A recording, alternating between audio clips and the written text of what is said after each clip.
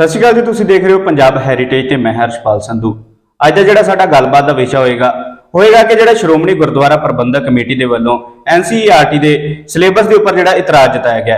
इस बाबत साडे नाल गल करन दे लई मौजूद ने डॉक्टर सतनाम सिंह संधू जी। संधू साहब, साडा बहुत बहुत स्वागत है जी। हाँ, धन्यवाद हर्षपाल जी। डॉक्टर साहब, सब तो पहला तुसीं ये दसो जी, जिहड़ा आनंदपुर साहिब का मता जी वो है की है जी? देखो, ये लंबे समय तो चर्चा चलती आ रही है।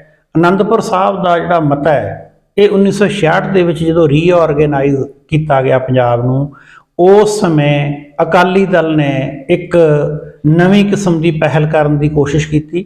ਉਦੋਂ ਅਕਾਲੀ ਦਲ ਇੱਕ ਵਾਰ ਹਾਸ਼ੀਏ ਤੇ ਚਲਿਆ ਗਿਆ ਤੇ ਅਕਾਲੀ ਦਲ ਨੂੰ ਚੋਣਾਂ ਦੇ ਵਿੱਚ ਵੱਡੀ ਹਾਰ ਮਿਲੀ, ਲੋਕ ਸਭਾ ਦੇ ਵਿੱਚ ਵੀ ਵਿਧਾਨ ਸਭਾ ਦੇ ਵਿੱਚ ਵੀ ਜੀ। ਤੇ ਉਸ ਸਮੇਂ ਇਹਨਾਂ ਨੂੰ ਇਹ ਲੱਗਿਆ ਕਿ ਕਿਸੇ ਨਾ ਕਿਸੇ ਤਰੀਕੇ ਨਾਲ ਜਿਹੜਾ ਸਾਡਾ ਸੂਬਾ ਹੈ, ਸਾਡੀਆਂ ਜਿਹੜੀਆਂ ਖੇਤਰੀ ਇਛਾਵਾਂ ਉਹਨਾਂ ਨੂੰ ਦਬਾਇਆ ਜਾ ਰਿਹਾ ਹੈ। ਖੇਤਰੀ ਇਛਾਵਾਂ ਨੂੰ ਲੈ ਕੇ, ਸੂਬਿਆਂ ਦੇ ਵੱਧ ਅਧਿਕਾਰਾਂ ਨੂੰ ਲੈ ਕੇ, ਸੰਘੀ ਢਾਂਚੇ ਦੀ ਮਜ਼ਬੂਤੀ ਨੂੰ ਲੈ ਕੇ ਆਪਾਂ ਕਹਿ ਸਕੀਏ ਤਾਂ ਉਸ ਸਮੇਂ ਸ਼੍ਰੋਮਣੀ ਅਕਾਲੀ ਦਲ ਵੱਲੋਂ ਇੱਕ ਮਤਾ ਪੇਸ਼ ਕੀਤਾ ਗਿਆ। ਉਸ ਮਤੇ ਨੂੰ ਮਤਾ ਆਨੰਦਪੁਰ ਸਾਹਿਬ ਕਿਹਾ ਜਾਂਦਾ ਹੈ ਜੀ। ਉਸ ਮਤੇ ਨੂੰ ਜਦੋਂ ਪੇਸ਼ ਕੀਤਾ ਗਿਆ ਤਾਂ ਉਦੋਂ ਪ੍ਰਮੁੱਖ ਤੌਰ ਤੇ ਜਿਹੜੇ ਮੋਢੀ ਵਿਅਕਤੀ ਸੀ ਉਹਨਾਂ 'ਚ ਸਰਦਾਰ ਗੁਰਚਰਨ ਸਿੰਘ ਟੌਹੜਾ ਤੇ ਸਰਦਾਰ ਹਰਚੰਦ ਸਿੰਘ ਲੌਂਗੋਵਾਲ ਸੀ ਜੀ। ਔਰ ਇਸ ਮਤੇ ਨੂੰ ਲੈ ਕੇ ਹੌਲੀ ਹੌਲੀ ਇਹਦੇ ਬਾਰੇ ਇਸ ਕਿਸਮ ਦੀਆਂ ਧਾਰਨਾਵਾਂ ਬਣਾਈਆਂ ਗਈਆਂ, ਜਿਸ ਕਰਕੇ NCERT ਦੇ ਵਿੱਚ ਇਤਰਾਜ਼ ਜਤਾਇਆ ਗਿਆ ਸ਼੍ਰੋਮਣੀ ਗੁਰਦੁਆਰਾ ਪ੍ਰਬੰਧਕ ਕਮੇਟੀ ਵੱਲੋਂ, ਜਿਵੇਂ ਕਿ ਜਿਹੜਾ ਮਤਾ ਆਨੰਦਪੁਰ ਸਾਹਿਬ ਹੈ ਉਹ ਕੋਈ ਵੱਖਵਾਦੀ ਮਤਾ ਹੈ, ਉਹ ਕਿਸੇ ਵੱਖਰੇ ਰਾਜ ਦੀ ਮੰਗ ਕਰਦਾ ਹੈ ਤੇ ਹੌਲੀ ਹੌਲੀ ਉਸ ਨੂੰ ਖਾਲਿਸਤਾਨ ਦੇ ਨਾਲ ਜੋੜ ਕੇ ਵੀ ਪੇਸ਼ ਕੀਤਾ ਜਾਣ ਲੱਗਿਆ।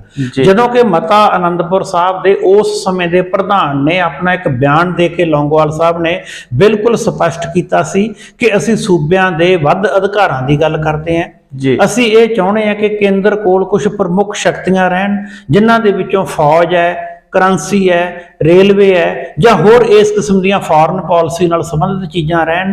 ਸੂਬਿਆਂ ਨੂੰ ਆਪੇ ਫੈਸਲੇ ਕਰਨ ਦਾ ਅਧਿਕਾਰ ਹੋਵੇ। ਇਹਨਾਂ ਗੱਲਾਂ ਨੂੰ ਲੈ ਕੇ ਉਸ ਸਮੇਂ ਦੀ ਕਾਂਗਰਸ ਸਰਕਾਰ ਨੂੰ ਲੱਗਿਆ ਕਿ ਸ਼ਾਇਦ ਇਹ ਕੇਂਦਰ ਨੂੰ ਕਮਜ਼ੋਰ ਕਰਨਾ ਚਾਹੁੰਦੇ ਹੈ ਤੇ ਉਹਨਾਂ ਨੇ ਇਸ ਸਾਰੇ ਮਸਲੇ ਨੂੰ ਵੱਖਰਾ ਰੰਗ ਦੇ ਕੇ ਪੇਸ਼ ਕਰਨ ਦੀ ਕੋਸ਼ਿਸ਼ ਕੀਤੀ। ਤੇ ਬਦਕਿਸਮਤੀ ਦੀ ਗੱਲ ਇਹ ਹੈ ਕਿ ਉਹ ਕੋਸ਼ਿਸ਼ ਨੂੰ ਜਦੋਂ ਕਾਂਗਰਸ ਸਰਕਾਰ ਨੇ ਵੱਖਰਾ ਰੰਗ ਦਿੱਤਾ ਸੀ, ਉਹੀ ਰੰਗ, ਉਹੀ ਇੰਪ੍ਰੈਸ਼ਨ ਅੱਜ ਵੀ ਚੱਲਿਆ ਆਉਂਦਾ। ਤੇ ਜਦੋਂ ਹੁਣ ਸ਼੍ਰੋਮਣੀ ਗੁਰਦੁਆਰਾ ਪ੍ਰਬੰਧਕ ਕਮੇਟੀ ਨੇ ਇਤਰਾਜ਼ ਜਤਾਇਆ, ਇਹ ਬਿਲਕੁਲ ਠੀਕ ਜਤਾਇਆ ਜੀ, ਕਿਉਂਕਿ ਇਹ ਗੱਲ ਹੀ ਇਤਰਾਜ਼ ਵਾਲੀ ਹੈ। ਕਿਉਂਕਿ ਕਿਸੇ ਵੀ ਜਗ੍ਹਾ ਤੇ ਉਸ ਮਤੇ ਦੇ ਵਿੱਚ ਇਹ ਨਹੀਂ ਕਿਹਾ ਗਿਆ ਕਿ ਅਸੀਂ ਵੱਖਰਾ ਰਾਜ ਚਾਹੁੰਦੇ ਹਾਂ, ਪਰ ਉਸ ਨੂੰ ਜਦੋਂ ਸਿੱਖਾਂ ਦੀਆਂ ਮੰਗਾਂ ਨੂੰ, ਜਾਂ ਪੰਜਾਬ ਦੀਆਂ ਕਹੀਏ, ਸਿੱਖਾਂ ਦੀਆਂ ਵੀ ਨਾ ਕਹੀਏ, ਪੰਜਾਬ ਦੀਆਂ ਮੰਗਾਂ ਨੂੰ ਦਬਾਉਣ ਵਾਸਤੇ ਉਹਨੂੰ ਇਸ ਕਿਸਮ ਦਾ ਨਾਂ ਦੇ ਕੇ ਹਮੇਸ਼ਾ ਹੀ ਪਿੱਛੇ ਸਿੱਟਣ ਦੀ ਗੱਲ ਕੀਤੀ ਗਈ। ਇਸ ਕਰਕੇ ਸਾਰਾ ਇਹ ਮਸਲਾ ਉੱਥੋਂ ਹੀ ਖੜਾ ਹੁੰਦਾ ਹੈ ਕਿ ਜਿਹੜੀਆਂ ਅਸਾਮ ਦੀਆਂ ਜਾਂ ਹੋਰ ਸੂਬਿਆਂ ਦੀਆਂ ਵੱਖਵਾਦੀ ਲਹਿਰਾਂ ਚੱਲੀਆਂ NCERT ਦੇ ਸਿਲੇਬਸ ਦੇ ਵਿੱਚ, ਉਹਨਾਂ ਸਾਰੀਆਂ ਲਹਿਰਾਂ ਦੇ ਵਿੱਚ ਜਿਹੜਾ ਮਤਾ ਆਨੰਦਪੁਰ ਸਾਹਿਬ ਦਾ, ਪੰਜਾਬ ਦੀ ਮੰਗ, ਉਸ ਨੂੰ ਵੀ ਉਸੇ ਰੂਪ ਦੇ ਵਿੱਚ ਰੱਖ ਦੇਖਿਆ ਜਾਣ ਦੀ ਕੋਸ਼ਿਸ਼ ਕੀਤੀ। ਜਿਹੜੇ ਵਿਅਕਤੀ ਇਸ ਮਤੇ ਬਾਰੇ ਬਰੀਕੀ ਚ ਨਹੀਂ ਜਾਣਦੇ, ਇਸ ਮਤੇ ਦੇ ਵਿੱਚ ਕਿਹੜੇ ਰੈਜ਼ੋਲੂਸ਼ਨ ਪਾਸ ਹੋਏ ਸੀ, ਉਹਨਾਂ ਨੂੰ ਲੱਗਦਾ ਹੈ ਕਿ ਸ਼ਾਇਦ ਇਹ ਕੋਈ ਵੱਖਵਾਦੀ ਸੋਚ ਵਾਲੇ ਵਿਅਕਤੀਆਂ ਦੁਆਰਾ ਪੇਸ਼ ਕੀਤਾ ਗਿਆ ਦਸਤਾਵੇਜ਼ ਸੀ, ਜਿਹੜੇ ਅਲੱਗ ਰਾਜ ਦੀ ਮੰਗ ਕਰਦੇ ਸੀ, ਜਿਹੜੇ ਰਾਸ਼ਟਰਵਾਦ ਲਈ ਖਤਰਾ ਸੀ, ਜਿਨ੍ਹਾਂ ਕਰਕੇ ਸਿੱਖਾਂ ਨੂੰ ਅੱਜ ਤੱਕ ਉਸ ਦੇ ਭੁਗਤ ਭੋਗੀ ਬਣਨਾ ਪੈ ਰਿਹਾ ਹੈ। ਜੀ ਡਾਕਟਰ ਸਾਹਿਬ, ਇਸ ਮਤੇ ਦਾ ਜਿਹੜਾ ਕੇਂਦਰੀ ਰੂਪ ਰੇਖਾ ਉਹ ਕੀ ਸੀ ਜੀ? ਦੇਖੋ, ਇਸ ਮਤੇ ਦੇ ਵਿੱਚ ਤਕਰੀਬਨ ਪੰਜਾਬ ਦੇ ਸਾਰੇ ਮਸਲਿਆਂ ਨੂੰ ਲਿਆ ਗਿਆ ਸੀ। ਇਹਦੇ ਵਿੱਚ ਜਿੰਨੇ ਵੀ ਰੈਜ਼ੋਲੂਸ਼ਨ ਪਾਸ ਕੀਤੇ ਗਏ, ਹਰੇਕ ਰੈਜ਼ੋਲੂਸ਼ਨ ਦੇ ਵਿੱਚ ਆਪਣੀ ਆਪਣੀ ਕਿਸਮ ਦੀਆਂ ਚੀਜ਼ਾਂ ਆਈਆਂ। ਇਸ ਦੇ ਵਿੱਚ ਰਾਜਨੀਤਿਕ ਪੱਖ, ਇਸ ਦੇ ਵਿੱਚ ਸਮਾਜਿਕ ਪੱਖ, ਇਸ ਦੇ ਵਿੱਚ ਭਾਸ਼ਾਈ ਤੇ ਸੱਭਿਆਚਾਰਕ ਪੱਖ, ਇਸ ਦੇ ਵਿੱਚ ਆਰਥਿਕ ਪੱਖ, ਇਹਨਾਂ ਸਾਰੇ ਪੱਖਾਂ ਨੂੰ ਲਿਆ ਗਿਆ। ਜੇ ਆਪਾਂ ਸਭ ਤੋਂ ਪਹਿਲਾਂ ਰਾਜਨੀਤਿਕ ਪੱਖ ਦੀ ਗੱਲ ਕਰੀਏ ਤਾਂ ਰਾਜਨੀਤਿਕ ਤੌਰ ਤੇ ਕੁਝ ਫੈਸਲੇ ਐਸੇ ਸੀ ਜਿਹੜੇ ਲੱਗਦਾ ਸੀ ਕਿ ਪੰਜਾਬ ਨੂੰ ਉਹ ਮੰਨਣ ਤੋਂ ਇਨਕਾਰੀ ਕਰ ਰਹੇ ਹੈ ਜਾਂ ਪੰਜਾਬ ਨਾਲ ਧੱਕਾ ਹੋ ਰਿਹਾ। ਉਦਾਹਰਨ ਵਜੋਂ ਲਗਾਤਾਰ ਇਹ ਮੰਗ ਕੀਤੀ ਜਾਂਦੀ ਸੀ ਕਿ ਜਿਹੜੀ ਪੰਜਾਬ ਦੀ ਰਾਜਧਾਨੀ ਚੰਡੀਗੜ੍ਹ ਹੈ ਉਹ ਪੰਜਾਬ ਦੀ ਜਗ੍ਹਾ ਤੇ ਬਣੀ ਹੋਈ ਹੈ। ਜਦੋਂ ਸਾਡਾ ਦੇਸ਼ ਆਜ਼ਾਦ ਹੋਇਆ ਤਾਂ ਆਰਜੀ ਤੌਰ ਤੇ ਹਰਿਆਣੇ ਨੂੰ ਉਸ ਰਾਜਧਾਨੀ ਦੇ ਨਾਲ ਜੋੜਿਆ ਗਿਆ ਤੇ ਕਿਤੇ ਨਾ ਕਿਤੇ ਇਹ ਵੀ ਗੱਲ ਹੋਈ ਸੀ ਕਿ ਜਦੋਂ ਸਮਾਂ ਆਊਗਾ ਇੱਕ ਵੱਖਰੀ ਰਾਜਧਾਨੀ ਬਣਾ ਕੇ ਪੰਜਾਬ ਦੀ ਰਾਜਧਾਨੀ ਪੰਜਾਬ ਨੂੰ ਵਾਪਸ ਸੌਂਪੀ ਜਾਊਗੀ। ਅੱਜ ਵੀ ਹਾਲਾਤ ਇਹ ਬਣੇ ਹੋਏ ਹੈ ਕਿ ਉਹ ਰਾਜਧਾਨੀ ਤੇ ਕੋਈ ਫੈਸਲਾ ਨਹੀਂ ਹੋਇਆ। ਕਾਂਗਰਸ ਦੀ ਸਰਕਾਰ ਰਹੀ। ਕਾਂਗਰਸ ਤੋਂ ਬਾਅਦ 10 ਸਾਲ ਅਕਾਲੀ ਦਲ ਜਿਹੜਾ ਉਸ ਸਮੇਂ ਮਤਾ ਆਨੰਦਪੁਰ ਸਾਹਿਬ ਲੈ ਕੇ ਆਇਆ ਸੀ, ਉਹ ਵੀ ਕੇਂਦਰ ਦੀ ਸਰਕਾਰ ਨਾਲ ਭਾਈਵਾਲ ਬਣ ਕੇ ਕੰਮ ਕਰਦਾ ਰਿਹਾ। ਪਰ ਜਿਹੜਾ ਮੈਨੂੰ ਇਹ ਲੱਗਦਾ ਕਿ ਚੰਡੀਗੜ੍ਹ ਜਿਹੜਾ ਪੰਜਾਬ ਨੂੰ ਆਉਣ ਦੀ ਤਾਂ ਦੂਰ ਦੀ ਗੱਲ ਹੈ, ਹੁਣ ਚੰਡੀਗੜ੍ਹ ਇੱਕ ਯੂਨੀਅਨ ਟੈਰੀਟਰੀ ਦੇ ਰੂਪ ਦੇ ਵਿੱਚ ਸਾਹਮਣੇ ਆ ਚੁੱਕਿਆ ਹੈ ਤੇ ਮੈਨੂੰ ਇਹ ਲੱਗਦਾ ਕਿ ਹੁਣ ਉਸ ਦੀਆਂ ਸੰਭਾਵਨਾਵਾਂ ਪੰਜਾਬ ਨੂੰ ਮਿਲਣ ਦੇ ਨਾ ਦੇ ਬਰਾਬਰ ਹੈ ਤੇ ਨਾ ਹੀ ਪੁਖਤਾ ਤੌਰ ਤੇ ਅੱਜ ਕੱਲ ਉਸ ਦੀ ਇਹ ਮੰਗ ਵੀ ਕੀਤੀ ਜਾਂਦੀ ਹੈ ਕਿ ਪੰਜਾਬ ਨੂੰ ਦਿੱਤਾ ਜਾਵੇ। ਇੱਕ ਮਤਾ ਆਨੰਦਪੁਰ ਸਾਹਿਬ ਦੀ ਪ੍ਰਮੁੱਖ ਮੰਗ ਇਹ ਸੀ। ਦੂਸਰੀ ਮੰਗ ਇਹ ਸੀ ਕਿ ਪੰਜਾਬ ਦੇ ਵਿੱਚ ਪੰਜਾਬ ਦੀ ਜਿਹੜੀ ਇੰਡਸਟਰੀ ਲਾਉਣ ਵਾਸਤੇ, ਪੰਜਾਬ ਦੇ ਵਿੱਚ ਅੰਮ੍ਰਿਤਸਰ ਦੇ ਵਿੱਚ ਡਰਾਈ ਪੋਰਟ ਬਣਾਉਣ ਲਈ ਤਾਂ ਕਿ ਵਪਾਰ ਵਿੱਚ ਵਾਧਾ ਹੋ ਸਕੇ, ਪੰਜਾਬ ਆਪਣੇ ਤੌਰ ਤੇ ਨੇੜੇ ਦੇ ਰਾਜਾਂ ਨਾਲ ਵਪਾਰ ਕਰ ਸਕੇ, ਅੰਮ੍ਰਿਤਸਰ ਦੇ ਵਿੱਚ ਇੰਟਰਨੈਸ਼ਨਲ 에ਅਰਪੋਰਟ ਬਣਾਉਣਾ ਦੂਸਰੀ ਵੱਡੀ ਮੰਗ ਇਸ ਕਿਸਮ ਦੀ ਸੀ। ਤੀਸਰੀ ਜਿਹੜੀ ਪ੍ਰਮੁੱਖ ਮੰਗ ਦੀ ਗੱਲ ਕੀਤੀ ਜਾਵੇ ਕਿ ਜਿਹੜੇ ਕੇਂਦਰ ਦੀ ਸੂਚੀ ਵਿੱਚ ਆਉਣ ਵਾਲੇ ਵੱਡੇ ਮਹਿਕਮੇ ਹੈ, ਜਿਨ੍ਹਾਂ ਦੇ ਵਿੱਚ ਆਪਾਂ ਫੌਜ ਨੂੰ ਗਿਣ ਸਕਦੇ ਹਾਂ, ਫੋਰਨ ਪਾਲਿਸੀ ਨੂੰ, ਕਰੰਸੀ ਨੂੰ ਲੈ ਸਕਦੇ ਆ, ਇਹ ਸਾਰੇ ਜਿਹੜੇ ਰੇਲਵੇਜ਼ ਨੂੰ ਲੈ ਸਕਦੇ ਆ, ਜਾਂ ਇਹ ਸਾਰੇ ਮੁੱਦਿਆਂ ਦੇ ਉੱਪਰ ਉਹ ਕਹਿੰਦੇ ਕੇਂਦਰ ਦਾ ਅਧਿਕਾਰ ਰਹੇ, ਪਰ ਜਿਹੜੇ ਛੋਟੇ ਮੁੱਦੇ ਆ ਉਹਨਾਂ ਦੇ ਉੱਪਰ ਘੱਟੋ ਘੱਟ ਸੁਤੰਤਰ ਤੌਰ ਤੇ ਰਾਜਾਂ ਨੂੰ ਫੈਸਲੇ ਲੈਣ ਦਾ ਅਧਿਕਾਰ ਹੋਵੇ। ਇਹ ਪੱਖ ਸੀ। ਇਹਦਾ ਹੀ ਮਤਾ ਨੰਬਰ 4 ਹੈ ਜਿਹੜਾ ਉਹ ਆਪਣੇ ਆਪ 'ਚ ਇੰਟਰਸਟਿੰਗ ਹੈ ਕਿ ਜਦੋਂ ਨਹਿਰੂ ਨੇ ਰੀਆਰਗੇਨਾਈਜ਼ ਕੀਤਾ ਭਾਸ਼ਾ ਦੇ ਆਧਾਰ ਤੇ ਹਿੰਦੁਸਤਾਨ ਦੇ ਸੂਬਿਆਂ ਨੂੰ, ਤੁਸੀਂ ਜਾਣਦੇ ਹੋ ਕਿ ਪੰਜਾਬ, ਗੁਜਰਾਤ, ਬੰਗਾਲ ਇਹ ਸਾਰੇ ਵੱਖ-ਵੱਖ ਭਾਸ਼ਾਵਾਂ ਦੇ ਨਾਂ ਤੇ ਬਣੇ ਹੋਏ ਸੂਬੇ ਹੈ। ਉਦੋਂ ਕਿਤੇ ਨਾ ਕਿਤੇ ਇਹ ਵੀ ਕਿਹਾ ਗਿਆ ਸੀ ਕਿ ਪੰਜਾਬੀ ਬੋਲਦੇ ਇਲਾਕੇ ਜਿਹੜੇ ਰੀਆਰਗੇਨਾਈਜ਼ ਕਰਨ ਸਮੇਂ ਗਵਾਂਢੀ ਰਾਜਾਂ ਦੇ ਵਿੱਚ ਚਲੇ ਗਏ, ਉਹਨਾਂ ਨੂੰ ਪੰਜਾਬ ਦੇ ਨਾਲ ਜੋੜਿਆ ਜਾਊਗਾ। ਜੇ ਨਹੀਂ ਜੋੜਿਆ ਜਾਂਦਾ ਤਾਂ ਜਿਹੜੇ ਸੂਬਿਆਂ ਦੇ ਵਿੱਚ ਪੰਜਾਬੀ ਬੋਲਦੇ ਲੋਕ ਹੋਣਗੇ ਉਹਨਾਂ ਨੂੰ ਅਸੀਂ ਉੱਥੇ ਪੰਜਾਬੀ ਭਾਸ਼ਾ ਨੂੰ ਦੂਸਰੇ ਦਰਜੇ ਦੀ ਭਾਸ਼ਾ ਦਾ ਸਥਾਨ ਦੇਵਾਂਗੇ। ਪਰ ਹੌਲੀ-ਹੌਲੀ ਸਮੇਂ ਦੇ ਬਦਲਾਅ ਨਾਲ ਕੀ ਹੋਇਆ, ਇੱਕ ਸਮਾਂ ਐਸਾ ਆਇਆ ਜਦੋਂ ਹਰਿਆਣੇ ਦੇ ਵਿੱਚ, ਜਿਹੜੇ ਦੇ ਵਿੱਚ ਬਹੁ ਗਿਣਤੀ ਪੰਜਾਬੀ ਬੋਲੀ ਜਾਂਦੀ ਹੈ, ਕਰਨਾਲ ਤੱਕ ਪੰਜਾਬੀ ਬੋਲੀ ਜਾਂਦੀ ਹੈ, ਸਰਸੇ ਤੱਕ ਪੰਜਾਬੀ ਬੋਲੀ ਜਾਂਦੀ ਹੈ, ਉਸ ਦੇ ਵਿੱਚ ਜਿਹੜੀ ਕਾਂਗਰਸ ਦੀ ਸਰਕਾਰ ਸੀ ਉਹਨੇ ਦੱਖਣ ਦੀ ਭਾਸ਼ਾ ਨੂੰ ਸੈਕੰਡ ਲੈਂਗੁਏਜ ਬਣਾਤਾ ਸੀ। ਹੁਣੇ ਕੁਝ ਸਾਲ ਪਹਿਲੇ ਹੀ, 1-2 ਸਾਲ ਪਹਿਲੇ ਹੀ ਹਿਮਾਚਲ ਦੇ ਵਿੱਚ ਜਿੱਥੇ ਪੰਜਾਬੀ ਦੂਜੀ ਭਾਸ਼ਾ ਬਣਨੀ ਚਾਹੀਦੀ ਸੀ, ਕਿਉਂਕਿ ਹਿਮਾਚਲ ਦੇ ਵਿੱਚ ਕਾਂਗੜੇ ਦਾ ਇਲਾਕਾ, ਧਰਮਸ਼ਾਲਾ ਦਾ ਇਲਾਕਾ, ਇਹ ਸਾਰੇ ਪੰਜਾਬੀ ਬੋਲਦੇ ਇਲਾਕੇ ਸੀ ਜਾਂ ਪੰਜਾਬੀ ਦੀਆਂ ਉਪਭਾਸ਼ਾਵਾਂ ਕਹੀਆਂ ਜਾਂਦੀਆਂ ਸੀ। ਹਰਿਆਣੇ ਦੇ ਵਿੱਚ ਜਿਹੜੀ ਸੰਸਕ੍ਰਿਤ ਹੈ ਉਸ ਨੂੰ ਦੂਸਰੀ ਭਾਸ਼ਾ ਦਾ ਦਰਜਾ ਦਿੱਤਾ ਗਿਆ। ਹਲੇ ਕੁਝ ਮਹੀਨੇ ਹੀ ਕਹੀਏ ਆਪਾਂ ਪਹਿਲਾਂ ਜੰਮੂ ਕਸ਼ਮੀਰ ਦੇ ਵਿੱਚ ਜਿਹੜੀ ਪੰਜਾਬੀ ਭਾਸ਼ਾ ਦਾ ਸਥਾਨ ਸੀ ਉਹ ਵੀ ਪਾਸੇ ਕਰ ਦਿੱਤਾ ਗਿਆ। ਮਤਲਬ ਮਤਾ ਆਨੰਦਪੁਰ ਸਾਹਿਬ ਜੋ ਅੱਜ ਤੋਂ ਕਾਫੀ ਸਾਲ ਪਹਿਲਾਂ, ਤਕਰੀਬਨ 50 ਸਾਲ ਹੀ ਲਾ ਲਈਏ, ਉਦੋਂ ਇਹ ਆਇਆ ਸੀ ਤਾਂ ਜਿਹੜੀ ਮੰਗ ਉਦੋਂ ਕਾਂਗਰਸ ਦੀ ਸਰਕਾਰ ਕੋਲੋਂ ਕੀਤੀ ਜਾਂਦੀ ਸੀ ਉਹੀ ਨੀਤੀਆਂ ਕਿਤੇ ਨਾ ਕਿਤੇ ਸਰਕਾਰ ਬਦਲ ਕੇ ਹੁਣ ਕਾਂਗਰਸ ਤੋਂ ਬਾਅਦ ਅਕਾਲੀ ਦਲ ਜਿਹੜਿਆਂ ਦੀਆਂ ਇਹ ਮੰਗਾਂ ਸੀ ਉਹਨਾਂ ਦੀ ਭਾਈਵਾਲ ਸਰਕਾਰ ਬੀਜੇਪੀ ਵੀ ਆਈ। ਹੁਣ ਬੀਜੇਪੀ ਦੀ ਸਰਕਾਰ ਹੈ, ਇਹਨਾਂ ਮੰਗਾਂ ਨੂੰ ਪੂਰਾ ਕਰਨ ਦੀ ਬਜਾਏ ਬਲਕਿ ਜੋ ਮਤਾ ਆਨੰਦਪੁਰ ਸਾਹਿਬ ਦੇ ਪ੍ਰਮੁੱਖ ਪਹਿਲੂ ਸੀ ਉਹਨਾਂ ਨੂੰ ਦਰਕਨਾਰ ਕੀਤਾ ਜਾ ਰਿਹਾ ਤੇ ਉਸ ਨੂੰ ਇੱਕ ਪਾਸੇ ਕੀਤਾ ਜਾ ਰਿਹਾ। ਇਹਦੇ ਨਾਲ ਜਿਹੜੀ ਇੱਕ ਹੋਰ ਮੰਗ ਹੈ ਪ੍ਰਮੁੱਖ ਤੌਰ ਤੇ ਉਹ ਸੀ ਪੰਜਾਬ ਦੇ ਪਾਣੀਆਂ ਦੀ ਵੰਡ ਦੀ ਮੰਗ। ਇਹਨਾਂ ਸਾਰੀਆਂ ਮੰਗਾਂ ਨੂੰ ਲੈ ਕੇ ਕਿਤੇ ਨਾ ਕਿਤੇ ਜਦੋਂ ਡਿਸਕਸ਼ਨ ਡਿਬੇਟ ਚੱਲਦੀ ਰਹੀ, ਹੌਲੀ-ਹੌਲੀ ਇਹਨਾਂ ਮੰਗਾਂ ਦੇ ਉੱਪਰ ਬਹੁਤ ਸਾਰੇ ਐਜੀਟੇਸ਼ਨ ਪੰਜਾਬ ਦੇ ਵਿੱਚ ਹੋਏ ਤੇ ਉਹਨਾਂ ਐਜੀਟੇਸ਼ਨਾਂ ਦੇ ਵਿੱਚੋਂ ਅਲਟੀਮੇਟਲੀ ਹੁਣ ਤੱਕ ਨਤੀਜਾ ਕੁਝ ਵੀ ਨਹੀਂ ਨਿਕਲਿਆ ਤੇ ਸਾਰੇ ਦੇ ਸਾਰੇ ਮਤੇ ਆਨੰਦਪੁਰ ਨੂੰ ਖਾਲਿਸਤਾਨ ਦਾ ਮਤਾ, ਪੰਜਾਬ ਵਿਰੋਧੀ ਮਤਾ, ਪੰਜਾਬ ਨੂੰ ਦੇਸ਼ ਦੇ ਖਿਲਾਫ ਤੋੜਨ ਵਾਲੀਆਂ ਤਾਕਤਾਂ ਦਾ ਮਤਾ ਕਹਿ ਕੇ ਪੇਸ਼ ਕੀਤਾ ਜਾਣ ਲੱਗ ਪਿਆ। ਜਦੋਂ ਕਿ ਜੇ ਅਸੀਂ ਠੀਕ ਰੂਪ ਦੇ ਵਿੱਚ ਪੜ੍ਹੀਏ ਤਾਂ ਸੰਤ ਲੌਂਗੋਵਾਲ ਜਿਹੜੇ ਉਸ ਸਮੇਂ ਪ੍ਰਧਾਨ ਸੀ ਅਕਾਲੀ ਦਲ ਦੇ, ਉਹਨਾਂ ਨੇ ਕਲੀਅਰ ਕੱਟ ਕਿਹਾ ਕਿ ਸਿੱਖਾਂ ਦੀ ਕੋਈ ਮਨਸ਼ਾ ਨਹੀਂ ਹੈ ਕਿ ਉਹ ਵੱਖਰਾ ਰਾਜ ਮੰਗਦੇ ਹੈ, ਉਹਨਾਂ ਦੀ ਮਨਸ਼ਾ ਦਾ ਸਿਰਫ ਕੇਂਦਰੀਕਰਨ ਦੇ ਖਿਲਾਫ ਹੈ, ਵੱਧ ਅਧਿਕਾਰਾਂ ਦੇ ਖਿਲਾਫ ਹੈ। ਜਿਹੜਾ ਮੁਗਲ ਸ਼ਾਹੀ ਤਾਨਾਸ਼ਾਹੀ ਰਾਜ ਕੇਂਦਰ ਸਰਕਾਰ ਦਾ ਚੱਲ ਰਿਹਾ ਹੈ ਉਹ ਚਾਹੁੰਦੇ ਹੈ ਕਿ ਇਸ ਰਾਜ ਨੂੰ ਮਤਲਬ ਆਪਾਂ ਕੈਪੀਟਲਿਸਟਾਂ ਦੇ, ਪੂੰਜੀਪਤੀਆਂ ਦੇ ਹੱਥਾਂ 'ਚ ਜਾਣ ਤੋਂ ਰੋਕੀਏ ਤੇ ਸਰਬੱਤ ਦੇ ਭਲੇ ਵਾਲਾ ਰਾਜ ਲੈ ਕੇ ਆਈਏ ਜਿਹਦੇ ਵਿੱਚ ਇੰਪਲਾਇਮੈਂਟ ਹੋਵੇ, ਤਰੱਕੀ ਹੋਵੇ। ਜੀ ਡਾਕਟਰ ਸਾਹਿਬ, ਇਹ ਆਨੰਦਪੁਰ ਸਾਹਿਬ ਦਾ ਮਤਾ ਜਿਹੜਾ ਇਹ ਹੋਂਦ ਦੇ ਵਿੱਚ ਕਿਵੇਂ ਆਉਂਦਾ ਜੀ?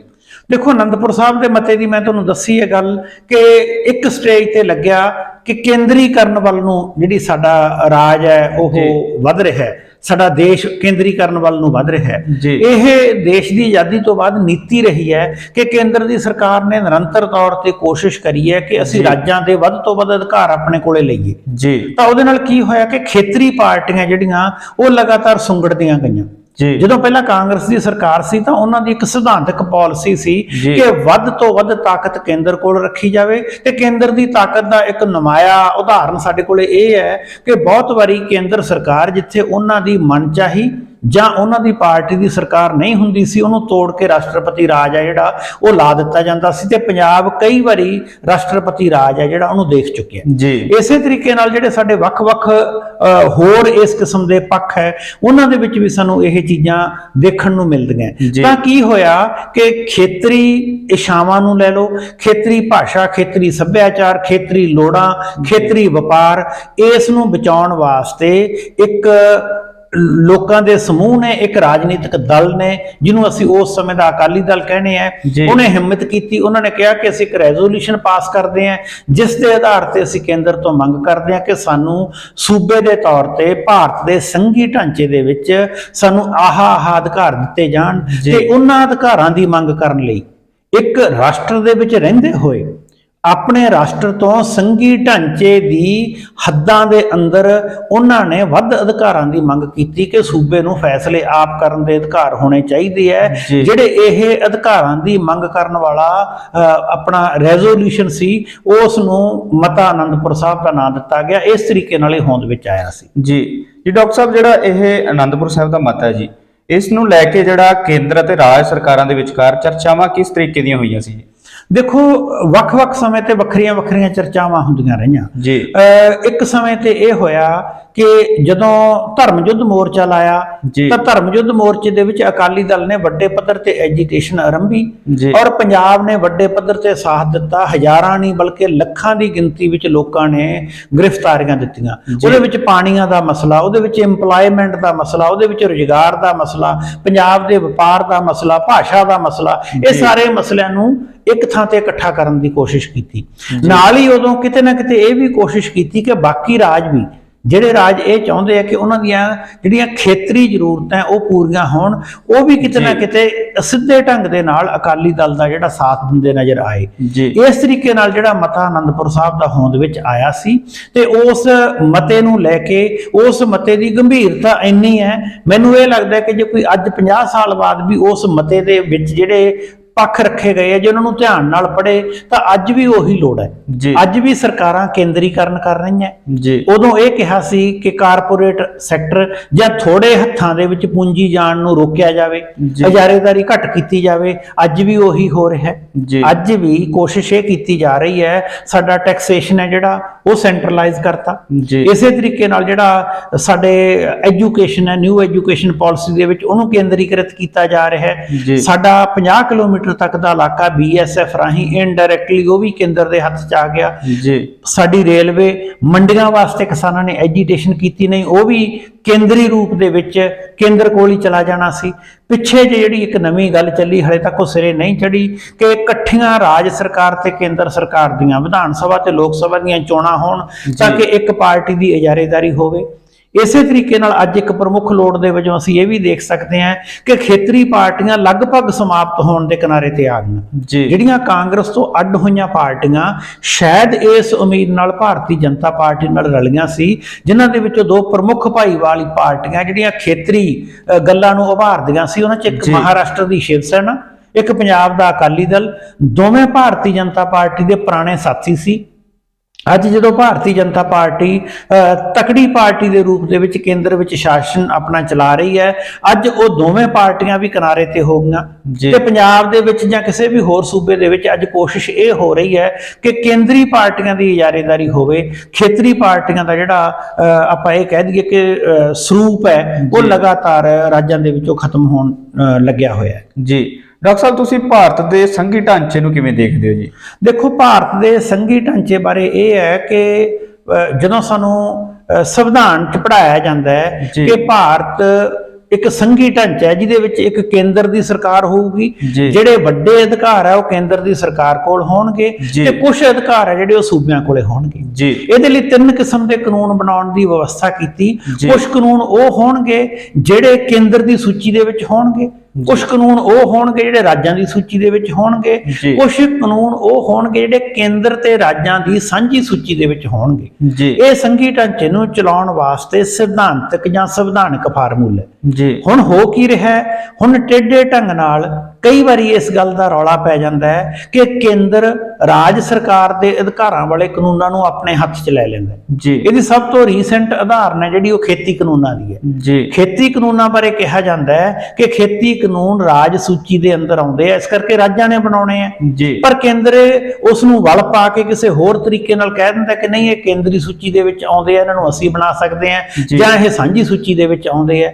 ਇਸ ਕਰਕੇ ਜੇ ਅਸੀਂ ਸਿਧਾਂਤਕ ਤੌਰ ਤੇ ਗੱਲ ਕਰੀਏ ਤਾਂ ਬਹੁਤ ਸਾਰੀਆਂ ਜਿਹੜੀਆਂ ਵਿਸ਼ਵ ਦੇ ਵਿੱਚ ਸਾਨੂੰ ਉਦਾਹਰਨਾਂ ਮਿਲਦੀਆਂ, ਜੀ। ਜਿਵੇਂ ਅਸੀਂ ਅਮਰੀਕਾ ਦੀ ਗੱਲ ਕਰੀਏ ਜਾਂ ਅਸੀਂ ਕੈਨੇਡਾ ਦੀ ਗੱਲ ਕਰੀਏ। ਜੀ। ਅਮਰੀਕਾ ਤੇ ਕੈਨੇਡਾ ਦਾ ਸੰਘੀ ਢਾਂਚਾ ਜਿਹੜਾ ਉਹ ਸਾਡੇ ਨਾਲੋਂ ਥੋੜਾ ਜਿਹਾ ਅਲੱਗ ਹੈ। ਜੀ। ਉੱਥੇ ਸੂਬੇ ਆ ਜਿਹੜੇ ਉਹਨਾਂ ਕੋਲੇ ਵੱਖਰੀ ਕਿਸਮ ਦੇ ਅਧਿਕਾਰ ਹੈ। ਜੀ। ਤੁਸੀਂ ਕੈਨੇਡਾ ਬਾਰੇ ਅੱਜਕੱਲ ਇਮੀਗ੍ਰੇਸ਼ਨ ਬਹੁਤ ਹੋ ਰਹੀ ਹੈ, ਅਸੀਂ ਦੇਖਦੇ ਹਾਂ ਉੱਥੇ ਸੂਬੇ ਜਿਹੜੇ ਹੈਗੇ ਆ ਉਹ ਅਲੱਗ-ਅਲੱਗ ਤਰੀਕੇ ਨਾਲ ਆਪਣੇ ਝੰਡੇ ਵੀ ਰੱਖਦੇ ਆ। ਜੀ। ਉਹਨਾਂ ਦਾ ਐਜੂਕੇਸ਼ਨ ਸਿਸਟਮ ਵੀ ਅਲੱਗ ਹੈ ਤੇ ਬਹੁਤ ਵਾਰੀ ਇਹ ਹੁੰਦਾ ਕਿ ਉਹਨਾਂ ਦੀਆਂ ਇਮੀਗ੍ਰੇਸ਼ਨ ਪਾਲਿਸੀ ਵੀ ਅਲੱਗ ਹੈ। ਜੀ। ਅਲਬਰਟਾ ਦੀ, ਸਸਕੈਚਵਨ ਦੀ ਜਾਂ ਹੋਰ ਬਾਕੀ ਜਿਹੜੇ ਸੂਬੇ ਆ BC ਦੀ, ਉਹਨਾਂ ਦੀਆਂ ਕਈ ਵਾਰੀ ਕੀ ਹੁੰਦਾ ਕਿ ਆਪਣੀ ਜ਼ਰੂਰਤ ਅਨੁਸਾਰ ਉਹਨਾਂ ਦੀਆਂ ਇਮੀਗ੍ਰੇਸ਼ਨ ਪਾਲਿਸੀਜ਼ ਵੀ ਅਲੱਗ-ਅਲੱਗ ਹੈ, ਹਾਲਾਂਕਿ ਉਹ ਇੱਕੋ ਹੀ ਜਿਹੜਾ ਰਾਸ਼ਟਰ ਹੈ ਉਹਦੇ ਅੰਡਰ ਆਪਣੇ ਆਪ ਨੂੰ ਸਮਝਦੇ ਆ। ਜੀ। ਇਸ ਕਰਕੇ ਮੈਨੂੰ ਇਹ ਲੱਗਦਾ ਕਿ ਭਾਰਤ ਦੇ ਵਿੱਚ ਦੇਸ਼ ਦੀ ਆਜ਼ਾਦੀ ਤੋਂ ਬਾਅਦ ਪਹਿਲਾਂ ਕਾਂਗਰਸ ਵੇਲੇ ਵੀ, ਹੁਣ ਵੀ ਜਦੋਂ ਭਾਰਤੀ ਜਨਤਾ ਪਾਰਟੀ ਆਈ ਹੈ, ਕੋਈ ਬਹੁਤਾ ਅੰਤਰ ਨਹੀਂ ਆਇਆ। ਸਾਰੀਆਂ ਜਿਹੜੀਆਂ ਸਾਡੀਆਂ ਤਾਕਤਾਂ ਉਹਨਾਂ ਦਾ ਕੇਂਦਰੀਕਰਨ ਕਰਨ ਵੱਲ ਜ਼ਿਆਦਾ ਰੁਚੀ ਸਾਨੂੰ ਦਿਖ ਰਹੀ ਹੈ। ਇਸ ਕਰਕੇ ਮੈਨੂੰ ਇਹ ਲੱਗ ਰਿਹਾ ਹੈ ਕਿ ਸੰਘੀ ਢਾਂਚਾ ਜਿਹੜਾ ਸਾਡਾ ਸਿਧਾਂਤਕ ਤੌਰ ਤੇ ਬਣਿਆ ਸੀ, ਕਿਤੇ ਨਾ ਕਿਤੇ ਉਸ ਸਮੇਂ ਦੇ ਨਾਲ ਕਮਜ਼ੋਰ ਹੁੰਦਾ ਜਾ ਰਿਹਾ ਹੈ। ਜੀ। ਡਾਕਟਰ ਸਾਹਿਬ, ਜੇ ਗੱਲ ਕਰੀਏ ਤਾਂ ਬੀਤੇ ਦਿਨੀ SGPC ਵੱਲੋਂ NCERT ਦੇ ਜਿਹੜੇ ਸਿਲੇਬਸ ਦੇ ਉੱਪਰ ਜਿਹੜਾ ਇਤਰਾਜ਼ ਜਤਾਇਆ ਗਿਆ, ਇਸ ਨੂੰ ਤੁਸੀਂ ਕਿਵੇਂ ਦੇਖਦੇ ਹੋ ਜੀ? ਦੇਖੋ, NCERT ਦੀਆਂ ਕਿਤਾਬਾਂ ਦੇ ਉੱਪਰ ਜਿਹੜਾ ਇਤਰਾਜ਼ ਜਤਾਇਆ ਗਿਆ ਹੈ, ਜੀ। ਉਸ ਦੇ ਵਿੱਚ ਜਿਹੜਾ ਮਤਾ ਆਨੰਦਪੁਰ ਸਾਹਿਬ ਹੈ ਉਸ ਨੂੰ ਇਹੋ ਜਿਹੇ ਰੂਪ ਦੇ ਵਿੱਚ ਪੇਸ਼ ਕੀਤਾ ਗਿਆ ਹੈ ਜਿਵੇਂ ਇਹ ਕੋਈ ਵੱਖਵਾਦੀ ਕਿਸਮ ਦੀ ਗੱਲ ਹੈ। ਜੀ। ਜਿਵੇਂ ਆਪਾਂ ਪਹਿਲਾਂ ਵੀ ਜ਼ਿਕਰ ਕੀਤਾ ਹੈ ਕਿ ਜੇ ਧਿਆਨ ਨਾਲ ਮਤਾ ਆਨੰਦਪੁਰ ਸਾਹਿਬ ਨੂੰ ਪੜ੍ਹਿਆ ਜਾਵੇ, ਇਹ ਆਨਲਾਈਨ ਵੀ ਅਵੇਲੇਬਲ ਹੈ, ਉਹਦੇ ਵਿੱਚ ਬੜਾ ਕਲੀਅਰ ਦੱਸਿਆ ਹੋਇਆ ਹੈ ਕਿ ਮਤਾ ਆਨੰਦਪੁਰ ਸਾਹਿਬ ਹੈ ਜਿਹੜਾ ਇਹ ਸੂਬਿਆਂ ਦੇ ਵੱਧ ਅਧਿਕਾਰਾਂ ਦੀ ਗੱਲ ਕਰਦਾ ਹੈ। ਇਹ ਨਾ ਰਾਸ਼ਟਰ ਦੇ ਵਿਰੋਧ 'ਚ ਹੈ, ਨਾ ਹੀ ਉਹ ਇਸ ਕਿਸਮ ਦੀ ਗੱਲ ਕਰਦਾ ਹੈ। ਜੀ। ਅਸਲ 'ਚ ਹੋ ਇਹ ਰਿਹਾ ਸੀ ਕਿ ਉਸ ਸਮੇਂ ਦੀ ਮੌਜੂਦਾ ਸਰਕਾਰ, ਜਿਹਨੂੰ ਅਸੀਂ ਕਾਂਗਰਸ ਦੀ ਸਰਕਾਰ ਜਾਂ ਇੰਦਰਾ ਗਾਂਧੀ ਦੀ ਸਰਕਾਰ ਕਹਿ ਸਕਦੇ ਹਾਂ, ਉਹਨਾਂ ਨੇ ਇਸ ਨੂੰ ਇੱਕ ਵੱਖਰਾ ਰੰਗ ਦੇ ਕੇ ਵੱਖਰੇ ਰੰਗ ਦੇ ਵਿੱਚ ਪੇਸ਼ ਕਰਨ ਦੀ ਕੋਸ਼ਿਸ਼ ਕੀਤੀ। ਜੀ। ਤੇ ਅੱਜ ਕੀ ਹੋ ਰਿਹਾ ਹੈ, ਬਹੁਤ ਸਾਰੀਆਂ ਚੀਜ਼ਾਂ ਉਹਨਾਂ ਦੇ ਤੱਥਾਂ ਨੂੰ ਦੇਖੇ ਤੋਂ ਬਿਨਾਂ, ਉਹਨਾਂ ਬਾਰੇ ਵੈਰੀਫਿਕੇਸ਼ਨ ਕੀਤੇ ਤੋਂ ਬਿਨਾਂ ਬਹੁਤ ਸਾਰੀਆਂ ਪੁਸਤਕਾਂ ਦੇ ਵਿੱਚ ਵਿਦਿਆਰਥੀਆਂ ਨੂੰ ਲਗਾ ਦਿੱਤਾ ਜਾਂਦਾ ਹੈ। NCERT ਦਾ ਮਹੱਤਵ ਇਸ ਕਰਕੇ ਵੱਧ ਜਾਂਦਾ ਹੈ ਕਿ ਜਿੰਨੇ ਵੀ ਸਾਡੇ ਕੇਂਦਰੀ ਸਕੂਲ ਹੈ, ਉਹ ਸਾਰੇ ਸਕੂਲਾਂ ਦੇ ਵਿੱਚ ਉਹ ਸਿਲੇਬਸ ਦੇ ਵਿੱਚ ਪੜ੍ਹਾਈਆਂ ਜਾਂਦੀਆਂ। ਜਦੋਂ ਕਿਸੇ ਵਿਦਿਆਰਥੀ ਨੂੰ ਤੱਥ ਆਤਮਕ ਜਾਣਕਾਰੀ ਹੈ ਜਿਹੜੀ ਉਹੀ ਗਲਤ ਦਿੱਤੀ ਜਾਊਗੀ, ਉਹਦੇ ਬਾਰੇ ਗਲਤ ਲਿਖਿਆ ਜਾਊਗਾ, ਤਾਂ ਇਹਦੇ ਨਾਲ ਉਹ ਵਿਦਿਆਰਥੀ ਜਿਹੜਾ ਉਸ ਨੂੰ ਪੜੂਗਾ ਉਹਦਾ ਇੰਪ੍ਰੈਸ਼ਨ ਵੀ ਗਲਤ ਹੀ ਬਣੂਗਾ। ਤੇ NCERT ਦੀਆਂ ਕਿਤਾਬਾਂ ਦੀ ਇੱਕ ਹੋਰ ਵੀ ਵਿਸ਼ੇਸ਼ਤਾ ਹੈ, ਜਿੰਨੇ ਸਾਡੇ ਨੌਕਰਸ਼ਾਹ ਹੁੰਦੇ ਆ, ਜਿੰਨੇ IAS IPS UPSC ਦਾ ਸਿਲੇਬਸ ਪੜ੍ਹ ਕੇ ਆਪਣੇ ਕੰਪੀਟੀਟਿਵ ਐਗਜ਼ਾਮ ਦਿੰਦੇ ਆ, ਉਹਨਾਂ ਦੇ ਵਿੱਚੋਂ ਬਹੁਤੇ ਵਿਦਿਆਰਥੀ +1 +2 ਦੀਆਂ ਕਿਤਾਬਾਂ NCERT ਦੀਆਂ ਉਹਨਾਂ ਨੂੰ ਵੀ ਫਾਲੋ ਕਰਦੇ ਆ।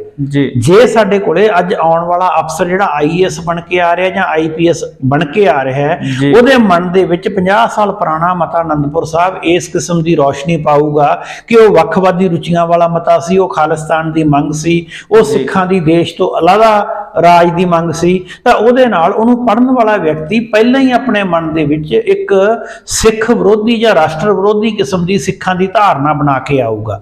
ਮੈਨੂੰ ਇਹ ਲੱਗਦਾ ਹੈ ਕਿ ਇਹ ਇਤਰਾਜ਼ ਜਿਹੜਾ ਸ਼੍ਰੋਮਣੀ ਗੁਰਦੁਆਰਾ ਪ੍ਰਬੰਧਕ ਕਮੇਟੀ ਨੇ ਉਠਾਇਆ ਬਿਲਕੁਲ ਵਾਜਬ ਹੈ। ਤੇ ਕੱਲ ਵੀ ਜਥੇਦਾਰ ਸਾਹਿਬ ਨੇ ਗਿਆਨੀ ਹਰਪ੍ਰੀਤ ਸਿੰਘ ਜੀਆਂ ਨੇ ਇਹੀ ਇਸ਼ਾਰਾ ਕੀਤਾ ਹੈ ਕਿ ਸਾਨੂੰ ਸਰਗਰਮੀ ਨਾਲ ਜਿਹੜੀਆਂ ਸਿੱਖ ਵਿਰੋਧੀ ਗਤੀਵਿਧੀਆਂ ਹੋ ਰਹੀਆਂ ਉਹਨਾਂ ਵੱਲ ਧਿਆਨ ਦੇਣਾ ਚਾਹੀਦਾ ਤੇ ਜਿਹੜੀ ਇਹ ਗਤੀਵਿਧੀ ਹੈ, ਜੇ ਇਹਦੇ ਵੱਲ ਉਹਨਾਂ ਨੇ ਧਿਆਨ ਦਿੱਤਾ ਹੈ ਤਾਂ ਇਸ ਨੂੰ ਸਰਕਾਰ ਜਾਂ ਜਿਹੜੀਆਂ ਵੀ ਏਜੰਸੀਜ਼ ਸਿਲੇਬਸ ਨਾਲ ਜੁੜੀਆਂ ਹੋਈਆਂ, ਜਿਹੜੀਆਂ ਏਜੰਸੀਜ਼ ਨੇ ਕਿਤਾਬ ਬਣਾਈ ਹੋਈ ਹੈ, ਉਹਨਾਂ ਕੋਲੇ ਹਿਊਮਨ ਰਿਸੋਰਸ ਮਿਨਿਸਟਰੀ ਕੋਲੇ ਆਪਣਾ ਇਤਰਾਜ਼ ਪਹੁੰਚਾਉਣਾ ਚਾਹੀਦਾ ਹੈ। ਉਹਨਾਂ ਕੋਲੇ ਨਾਲ ਹੀ ਨਾਲ ਅਨੰਦਪੁਰ ਸਾਹਿਬ ਦੇ ਮਤੇ ਦੀ ਕਾਪੀ ਵੀ ਭੇਜਣੀ ਚਾਹੀਦੀ ਹੈ, ਤਾਂ ਕਿ ਉਹਨਾਂ ਨੂੰ ਪਤਾ ਲੱਗੇ ਕਿ ਜਿਹੜੀ ਇਸ ਕਿਸਮ ਦੀ ਗੱਲ ਜੋ ਸਿਲੇਬਸ ਦਾ ਹਿੱਸਾ ਬਣਾਈ ਗਈ ਹੈ ਉਹ ਉਵੇਂ ਨਹੀਂ ਹੈ। ਕਿਉਂਕਿ ਜਦੋਂ ਕਿਤਾਬ ਲਿਖਵਾਈ ਜਾਂਦੀ ਹੈ, ਕਿਤਾਬ ਕਿਸੇ ਵਿਸ਼ੇਸ਼ ਲੇਖਕ ਤੋਂ ਲਿਖਵਾਈ ਜਾਂਦੀ ਹੈ। ਹੋ ਸਕਦਾ ਹੈ ਜਿਸ ਲੇਖਕ ਨੇ ਉਹ ਪੁਸਤਕ ਲਿਖੀ ਹੈ ਉਹਨੂੰ ਇਸ ਗੱਲ ਦੀ ਜਾਣਕਾਰੀ ਨਾ ਹੋਵੇ, ਜਾਂ ਉਸਨੇ ਉਹ ਫੈਕਟ ਹੈ ਜਿਹੜੇ ਉਹਨਾਂ ਨੂੰ ਅੱਖੋਂ ਪਰੋਖੇ ਕੀਤਾ ਗਿਆ ਕਰ ਲਿਆ ਹੋਵੇ, ਜਾਂ ਉਸ ਵਿਅਕਤੀ ਦੀ ਉਹਨਾਂ ਸਰੋਤਾਂ ਤੱਕ ਪਹੁੰਚ ਨਾ ਹੋਵੇ। ਤਾਂ ਮੈਨੂੰ ਇਹ ਲੱਗਦਾ ਹੈ ਕਿ ਬਿਲਕੁਲ ਇਹਨਾਂ ਨੇ ਠੀਕ ਕੀਤਾ। ਇਹ ਇਤਰਾਜ਼ ਹੈ ਜਿਹੜਾ ਧਾਮੀ ਸਾਹਿਬ ਵੱਲੋਂ ਉਠਾਇਆ ਗਿਆ, ਇਸ ਤੇ ਬਿਲਕੁਲ ਉਹਨਾਂ ਨੂੰ ਸਖਤੀ ਨਾਲ ਆਪਣੇ ਵਿਚਾਰ ਭੇਜਣੇ ਚਾਹੀਦੇ ਹੈ, ਤਾਂ ਕਿ ਜਿਹੜਾ ਲਿਖਤ ਰੂਪ ਦੇ ਵਿੱਚ ਸਾਡੇ ਕੋਲੇ ਸਰੋਤ ਹੈ, ਕੱਲ ਨੂੰ ਕਿਤੇ ਕੋਟ ਹੁੰਦਾ ਹੈ, ਵਿਦਿਆਰਥੀਆਂ ਦੇ ਵਿੱਚ ਗਲਤ ਜਾਣਕਾਰੀ ਜਾਂਦੀ ਹੈ, ਇਸ ਕਿਸਮ ਦੀ ਜਾਣਕਾਰੀ ਨੂੰ ਸਮੇਂ ਸਿਰ ਦਰੁਸਤ ਕੀਤਾ ਜਾ ਸਕੇ। ਜੀ ਡਾਕਟਰ ਸਾਹਿਬ, ਜਿਹੜਾ ਇਹ ਆਨੰਦਪੁਰ ਸਾਹਿਬ ਦਾ ਮਤਾ ਹੈ, ਇਸ ਦੇ ਵੱਲੋਂ ਇਸ ਦੇ ਅਗੇਂਸਟ ਜਿਹੜਾ ਵੀ ਵੱਖ-ਵੱਖ ਸਰਕਾਰਾਂ ਵੱਲੋਂ ਜਿਹੜਾ ਇਤਰਾਜ਼ ਜਤਾਇਆ ਜਾਂਦਾ ਰਿਹਾ, ਉਹ ਕਿਉਂ ਜਿਹੜਾ ਇਤਰਾਜ਼ ਜਤਾਇਆ ਗਿਆ ਜਾਂਦਾ ਜੀ? ਦੇਖੋ, ਵੱਖ-ਵੱਖ ਸਰਕਾਰਾਂ ਦੀ ਜਿਹੜੀ ਗੱਲ ਆਪਾਂ ਕਰਦੇ ਹਾਂ, ਜਦੋਂ ਅਸੀਂ ਗੱਲ ਕਰੀਏ ਪਹਿਲਾਂ ਕਾਂਗਰਸ ਸਰਕਾਰ ਦੀ, ਤਾਂ ਕੋਈ ਵੀ ਸਰਕਾਰ ਜਿਹੜੀ ਕੇਂਦਰ ਦੇ ਵਿੱਚ ਰਾਜ ਕਰਦੀ ਹੈ, ਉਹਨਾਂ ਦੀ ਪੂਰਨ ਤੌਰ ਤੇ ਇੱਛਾ ਇਹ ਹੁੰਦੀ ਹੈ ਕਿ ਰਾਜ ਉਹਨਾਂ ਤੋਂ ਵੱਧ ਅਧਿਕਾਰਾਂ ਦੀ ਮੰਗ ਨਾ ਕਰਨ। ਉਹ ਕਿਸੇ ਵੀ ਤਰੀਕੇ ਨਾਲ ਰਾਜਾਂ ਦੇ ਵਿੱਚ ਆਪਣੀ ਪ੍ਰਭੂ ਸੱਤਾ ਬਣਾ ਕੇ ਰੱਖਣ, ਰਾਜ ਉਹਨਾਂ ਦੇ ਕੰਟਰੋਲ ਦੇ ਵਿੱਚ ਰਹਿਣ, ਜਿਸ ਕਿਸਮ ਦੇ ਫੈਸਲੇ ਉਹ ਕਰਨਾ ਚਾਹੁੰਦੇ ਆ ਉਸੇ ਕਿਸਮ ਦੇ ਫੈਸਲੇ ਹੋਈ ਜਾਣ। ਇਸ ਕਰਕੇ ਮੈਨੂੰ ਇਹ ਲੱਗਦਾ ਹੈ ਕਿ ਸਰਕਾਰ ਭਾਵੇਂ ਬਦਲਦੀ ਹੈ, ਪਰ ਉਹਨਾਂ ਦਾ ਢਾਂਚਾ ਜਿਹੜਾ ਉਹ ਨਹੀਂ ਬਦਲਦਾ। ਪਿਛਲੇ ਦਿਨਾਂ ਦੇ ਵਿੱਚ ਜਦੋਂ ਤੁਸੀਂ ਦੇਖਦੇ ਆ, ਤਾਂ ਆ ਹੁਣੇ ਰੀਸੈਂਟ 2-3 ਐਗਜ਼ਾਮਪਲ ਦੇ ਕੇ ਮੈਂ ਆਪਣੀ ਗੱਲ ਸਪਸ਼ਟ ਕਰਦਾ। ਚੰਡੀਗੜ੍ਹ ਦਾ ਜਿਹੜਾ ਐਡਮਿਨਿਸਟ੍ਰੇਟਰ ਸੀ, ਉਸ ਨੂੰ ਲੈ ਕੇ ਕੰਟਰੋਵਰਸੀ ਚੱਲੀ। ਇੱਕ ਸਮਾਂ ਸੀ ਜਦੋਂ 60-40 ਦੀ ਰੇਸ਼ੋ ਬਣਾਈ ਗਈ ਸੀ, ਚੰਡੀਗੜ੍ਹ ਦੇ ਵਿੱਚ ਮੁਲਾਜ਼ਮ 60% ਹੈ ਜਿਹੜੇ ਪੰਜਾਬ ਚੋਂ ਤੇ 40% ਹਰਿਆਣੇ ਚੋਂ ਲਏ ਜਾਂਦੇ ਸੀ। ਫਿਰ ਪਿਛਲੇ ਦਿਨਾਂ ਦੇ ਵਿੱਚ ਚੰਡੀਗੜ੍ਹ ਦਾ SSP ਲਾਉਣ ਨੂੰ ਲੈ ਕੇ ਕਾਫੀ ਕੰਟਰੋਵਰਸੀ ਚੱਲੀ ਕਿ ਉਹ ਪੰਜਾਬ ਕਾਡਰ ਦਾ ਹੋਣਾ ਚਾਹੀਦਾ ਹੈ। ਪੰਜਾਬ ਯੂਨੀਵਰਸਿਟੀ ਚੰਡੀਗੜ੍ਹ ਦੇ ਉੱਪਰ ਕਿਹਦਾ ਅਧਿਕਾਰ ਹੈ, ਪੰਜਾਬ ਦਾ, ਹਰਿਆਣੇ ਦਾ ਜਾਂ ਕੇਂਦਰ ਦਾ? ਇਸ ਨੂੰ ਲੈ ਕੇ ਵੀ ਬਹੁਤ ਵੱਡੀ ਪੱਧਰ ਤੇ ਚਰਚਾ ਚੱਲਦੀ ਰਹੀ। ਇਹ ਸਾਰੇ ਇਸੇ ਨਾਲ ਜੁੜੇ ਹੋਏ ਹੈ। ਅੱਜ ਕੱਲ ਰੀਸੈਂਟ ਜਿਹੜੀ ਚਰਚਾ ਚੱਲ ਰਹੀ ਹੈ ਉਹ ਹੈ ਭਾਖੜਾ ਬਿਆਸ ਮੈਨੇਜਮੈਂਟ ਬੋਰਡ ਨੂੰ ਲੈ ਕੇ। ਉਹਦੇ ਬਾਰੇ ਵੀ ਇਹ ਚਰਚਾ ਕੀਤੀ ਜਾ ਰਹੀ ਹੈ ਕਿ ਪਹਿਲਾਂ ਉਸ ਦੇ ਮੈਂਬਰ ਬਦਲੇ ਗਏ, ਹੁਣ ਹੌਲੀ ਹੌਲੀ ਲੱਗ ਇਹ ਰਿਹਾ, ਪਿਛਲੇ ਦਿਨਾਂ ਦੀ ਇਹ ਚਰਚਾ ਸੀ ਕਿ ਸ਼ਾਇਦ ਆਉਣ ਵਾਲੇ ਦਿਨਾਂ ਦੇ ਵਿੱਚ ਜਿਹੜਾ ਭਾਖੜਾ ਬਿਆਸ ਮੈਨੇਜਮੈਂਟ ਬੋਰਡ ਹੈ ਉਹਦਾ ਚੇਅਰਮੈਨ ਵੀ ਪੰਜਾਬ ਦਾ ਨਾ ਰਹੇ। ਇਹਦਾ ਮਤਲਬ ਇਹ ਹੋਇਆ ਕਿ ਜਿਹੜੀਆਂ ਸੰਸਥਾਵਾਂ ਕਿਸੇ ਰਾਜ ਨਾਲ ਸੰਬੰਧਿਤ ਸੀ, ਕਿਸੇ ਰਾਜ ਵੱਲੋਂ ਬਣਾਈਆਂ ਗਈਆਂ ਸੀ, ਉਹਨਾਂ ਸਾਰੀਆਂ ਸੰਸਥਾਵਾਂ ਤੇ ਹੌਲੀ ਹੌਲੀ ਜਿਹੜੀ ਕੇਂਦਰ ਹੈ ਉਸ ਦਾ ਕਬਜ਼ਾ ਹੋਣ ਜਾ ਰਿਹਾ ਹੈ। ਉਸ ਕਬਜ਼ੇ ਦੇ ਨਾਲ ਕੀ ਹੋ ਰਿਹਾ ਕਿ ਰਾਜ ਸਰਕਾਰਾਂ ਲਗਾਤਾਰ ਕਮਜ਼ੋਰ ਹੋ ਰਹੀਆਂ, ਤੇ ਹਾਲਾਤ ਹੁਣ ਕਿੱਥੋਂ ਤੱਕ ਬਣ ਗਏ। ਪੰਜਾਬ ਦੀ ਪਿਛਲੇ ਦਿਨਾਂ ਦੀ ਐਗਜ਼ਾਮਪਲ ਤੁਹਾਡੇ ਸਾਹਮਣੇ ਹੀ ਹੈ ਕਿ ਜੇ ਪੰਜਾਬ ਸਰਕਾਰ ਨੇ ਆਪਣਾ ਵਾਈਸ ਚਾਂਸਲਰ ਕਿਸੇ ਯੂਨੀਵਰਸਿਟੀ ਦੇ ਵਿੱਚ ਲਾਉਣਾ ਹੋਵੇ, ਉਸ ਲਈ ਵੀ ਕੇਂਦਰ ਦਾ ਨੁਮਾਇੰਦਾ ਜਿਹੜਾ ਗਵਰਨਰ ਦੇ ਰੂਪ ਦੇ ਵਿੱਚ ਸਰਕਾਰ ਦੇ ਉੱਪਰ ਬੈਠਾ ਹੁੰਦਾ ਹੈ, ਉਹ ਕਈ ਵਾਰੀ ਉਹਨਾਂ ਨੂੰ ਇਹਦੀ ਵੀ ਇਜਾਜ਼ਤ ਨਹੀਂ ਦਿੰਦਾ।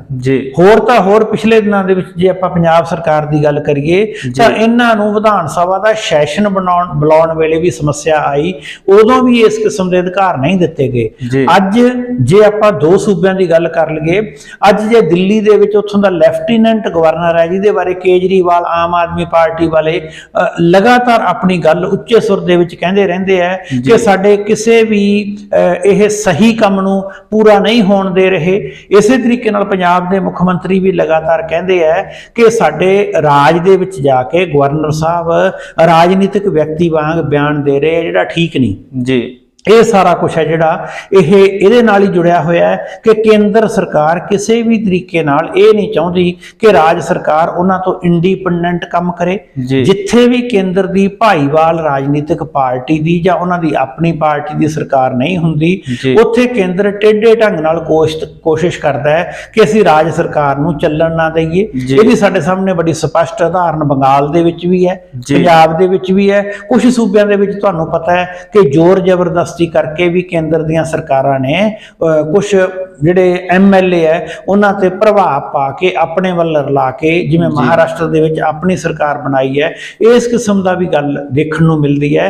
ਇਹ ਦੋਨੇ ਮਸਲੇ ਹੈ ਜਿਹੜੇ ਇਹਨਾਂ ਨੂੰ ਇਸ ਪ੍ਰਸੰਗ ਦੇ ਵਿੱਚ ਦੇਖਿਆ ਜਾ ਸਕਦਾ ਹੈ। ਜੀ ਡਾਕਟਰ ਸਾਹਿਬ, ਤੁਹਾਨੂੰ ਲੱਗਦਾ ਵੀ ਜੇ ਰਾਜਾਂ ਨੂੰ ਜਿਹੜਾ ਵੱਧ ਅਧਿਕਾਰ ਦਿੱਤੇ ਜਾਂਦੇ ਨੇ, ਇਸ ਨਾਲ ਸੰਘੀ ਢਾਂਚੇ ਨੂੰ ਕੋਈ ਖਤਰਾ ਪੈਦਾ ਹੋ ਸਕਦਾ ਜੀ? ਦੇਖੋ, 2 ਗੱਲਾਂ ਹੈ। ਰਾਜ ਨੂੰ ਜੇ ਵੱਧ ਅਧਿਕਾਰ ਦਿੱਤੇ ਜਾਂਦੇ ਆ ਤਾਂ ਕੇਂਦਰ ਸਰਕਾਰ ਨੂੰ ਕਿਤੇ ਨਾ ਕਿਤੇ ਇਹ ਲੱਗਦਾ ਕਿ ਸ਼ਾਇਦ ਉਹ ਕਮਜ਼ੋਰ ਹੋ ਰਹੀ ਹੈ। ਜੀ ਉਹ ਚਾਹੁੰਦੇ ਆ ਕਿ ਸਾਰੇ ਰਾਜ ਦਾ ਕੇਂਦਰੀਕਰਨ ਹੋਵੇ। ਜੀ ਤੇ ਇੱਥੋਂ ਤੱਕ ਵੀ ਕਿਹਾ ਜਾਂਦਾ ਹੈ ਕਿ ਸਾਡੇ ਰਾਸ਼ਟਰਵਾਦ ਦੇ ਨਾਂ ਤੇ ਜਿਹੜੀਆਂ ਗੱਲਾਂ ਕੀਤੀਆਂ ਜਾਂਦੀਆਂ ਉਹਨਾਂ 'ਚ ਕਈ ਵਾਰੀ ਜਿਹੜੇ ਖੇਤਰੀ ਸੱਭਿਆਚਾਰ ਹੈ ਉਹਨਾਂ ਨੂੰ ਸੱਟ ਵੀ ਵੱਜਦੀ ਹੈ। ਇਸ ਕਰਕੇ ਮੈਨੂੰ ਇਹ ਲੱਗਦਾ ਹੈ ਕਿ ਜ਼ਾਹਰਾ ਤੌਰ ਤੇ ਜਿਹੜਾ ਮਤਾ ਆਨੰਦਪੁਰ ਸਾਹਿਬ ਦਾ ਉਹਦੇ ਵਿੱਚ ਸੰਤ ਲੌਂਗੋਵਾਲ ਦਾ ਬਿਆਨ ਹੈ। ਲਗਾਤਾਰ ਸਿੱਖ ਇਹ ਕਹਿ ਰਹੇ ਆ ਕਿ ਭਾਈ ਸਾਡੀ ਕੋਈ ਅਲੱਗ ਹੋਣ ਦੀ ਭਾਰਤ ਤੋਂ ਮੰਗ ਨਹੀਂ ਹੈ ਉਸ ਰੂਪ ਦੇ ਵਿੱਚ, ਪਰ ਇਹਨਾਂ ਦੇ ਕੇਂਦਰ ਵੱਲੋਂ ਹੀ, ਕੇਂਦਰ ਦੇ ਪਹਿਲੇ ਸਾਡੇ ਰਾਜ ਕਰਨ ਵਾਲੇ ਜਿਹੜੇ ਸਾਡੇ ਕੇਂਦਰ ਦੇ ਪ੍ਰਧਾਨ ਮੰਤਰੀ ਰਹੇ ਆ ਉਹਨਾਂ ਵੱਲੋਂ ਇਹਨਾਂ ਦੇ ਗੱਲ ਦੇ ਵਿੱਚ ਹੀ ਇਸ ਕਿਸਮ ਦੀ ਮੰਗ ਪਾਈ ਜਾਂਦੀ ਹੈ ਜਿਹਦੇ ਨਾਲ ਇਹਨਾਂ ਨੂੰ ਬਦਨਾਮ ਕਰਕੇ ਇੱਕ ਸਾਈਡ ਤੇ ਕੀਤਾ ਜਾ ਸਕੇ, ਬਹੁ ਗਿਣਤੀ ਦੀਆਂ ਵੋਟਾਂ ਲੈਣ ਲਈ ਪ੍ਰਚਾਰਿਆ ਜਾ ਸਕੇ। ਅੱਜ ਵੀ ਜਦੋਂ ਗੱਲ ਹੁੰਦੀ ਹੈ ਤਾਂ ਜੇ ਇਸ ਨੂੰ ਅੱਜ ਵੀ ਅਸੀਂ ਉਸੇ ਰੂਪ ਦੇ ਵਿੱਚ ਦੇਖੀਏ ਤਾਂ ਜਿਹੜੀ ਕੱਲ ਦੀ ਕਾਨਫਰੰਸ ਸਾਡੇ ਹੋਈ ਹੈ ਉਹਦੇ ਵਿੱਚ ਵੀ ਜਿਹੜੇ ਜਥੇਦਾਰ ਸਾਹਿਬ ਨੇ ਇਸੇ ਗੱਲ ਤੇ ਜ਼ੋਰ ਦਿੱਤਾ ਹੈ ਕਿ ਸਿੱਖਾਂ ਨੂੰ ਬਦਨਾਮ ਕਰਨ ਵਾਲੀਆਂ ਤਾਕਤਾਂ ਤੋਂ ਸਾਨੂੰ ਸਾਵਧਾਨ ਰਹਿਣਾ ਚਾਹੀਦਾ ਹੈ। ਤੇ ਮੈਨੂੰ ਇਹ ਲੱਗਦਾ ਹੈ ਕਿ ਮਾਈਨੋਰਿਟੀ ਨੂੰ ਕਿਤੇ ਨਾ ਕਿਤੇ ਜਿਹੜਾ ਉਹ ਕਹਿੰਦੇ ਆ ਕਿ ਸਾਨੂੰ ਖਤਮ ਕਰਨ ਵੱਲ, ਸਾਡੀ ਹੋਂਦ ਨੂੰ ਖਤਮ ਕਰਨ ਵੱਲ ਗੱਲ ਚੱਲ ਰਹੀ ਹੈ। ਇਸ ਕਰਕੇ ਇਸ ਕਿਸਮ ਦੀਆਂ ਜਿਹੜੀਆਂ ਗੱਲਾਂ ਲਗਾਤਾਰ ਚੱਲਦੀਆਂ ਰਹਿੰਦੀਆਂ। ਜੀ ਡਾਕਟਰ ਸਾਹਿਬ, ਤੁਹਾਨੂੰ ਨਹੀਂ ਲੱਗਦਾ ਜਿਹੜਾ ਹੁਣ ਭਾਰਤ ਦੇ ਵਿੱਚ ਜਿਹੜਾ ਕੇਂਦਰੀਕਰਨ ਹੈ ਉਹ ਲਗਾਤਾਰ ਵੱਧਦਾ ਜਾ ਰਿਹਾ ਜੀ? ਦੇਖੋ, ਹੁਣ ਨਹੀਂ, ਇਹ ਪੁਰਾਣੇ ਸਮੇਂ ਤੋਂ ਹੀ ਵੱਧਦਾ ਜਾ ਰਿਹਾ ਹੈ। ਹੁਣ ਇਹ ਇੱਕ ਹੋਰ ਵੱਖਰੇ ਰੂਪ ਦੇ ਵਿੱਚ ਵੱਧ ਰਿਹਾ ਹੈ। ਜਦੋਂ ਕਾਂਗਰਸ ਸਰਕਾਰ ਸੀ, ਕਾਂਗਰਸ ਸਰਕਾਰ ਨੇ ਇਸ ਨੂੰ ਰਾਜਨੀਤਿਕ ਪਾਰਟੀ ਦੇ ਤੌਰ ਤੇ ਹਥਿਆਉਣ ਦੀ ਕੋਸ਼ਿਸ਼ ਕੀਤੀ।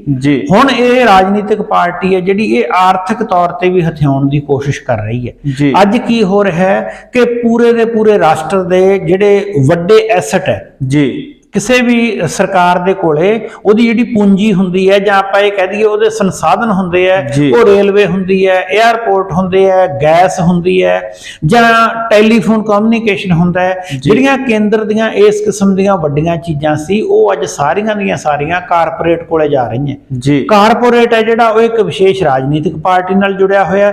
ਇਸ ਜੁਗਲਬੰਦੀ ਕਰਕੇ ਮੈਨੂੰ ਇਹ ਲੱਗਦਾ ਹੈ ਕਿ ਰਾਜਾਂ ਦੇ ਉੱਪਰ ਲਗਾਤਾਰ ਪ੍ਰੈਸ਼ਰ ਵੱਧ ਰਿਹਾ ਹੈ। ਉਸ ਪ੍ਰੈਸ਼ਰ ਕਰਕੇ ਹੀ ਵੱਖਰੀਆਂ ਵੱਖਰੀਆਂ ਸਮੱਸਿਆਵਾਂ ਆ ਰਹੀਆਂ। ਜੀ ਡਾਕਟਰ ਸਾਹਿਬ, ਤੁਹਾਡਾ ਹੁਣ ਵਰਤਮਾਨ ਸਥਿਤੀ ਨੂੰ ਲੈ ਕੇ ਕੀ ਸੁਝਾਅ ਰਹਿਣਗੇ ਜੀ?